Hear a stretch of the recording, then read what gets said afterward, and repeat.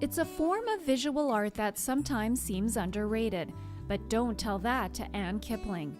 The Canadian artist from Falkland, BC, works exclusively on paper, and she describes the art form as an exploratory process that presents a unique set of challenges and complexities. It's very strenuous and it's very focused, and it's actually very hard work. There weren't sort of hills in the background, there were mountains right up behind you. For Kipling, drawing remains the most difficult and challenging of art forms.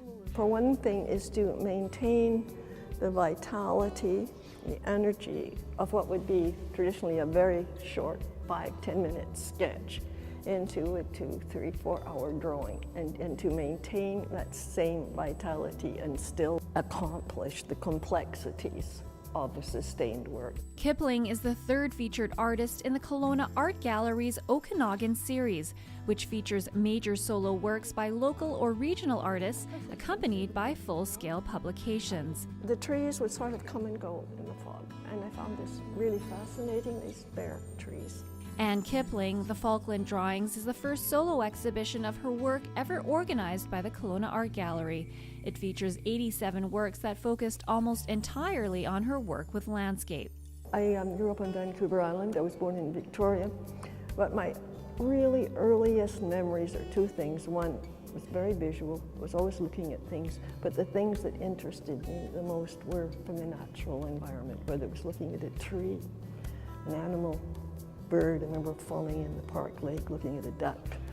And this is very early, and it's really been a lifelong habit. Wherever I live, like I've lived in Richmond and worked from the area of Richmond and the dikes and so on. I've lived in North Vancouver. I think that's really where I started seeing for myself in that particular forest that is very, very particular to the West Coast, and fashion influenced really sort of my way of approaching my drawings. And so it follows suit that when I move to the interior, I become very much part of that environment, and it's reflected in my work.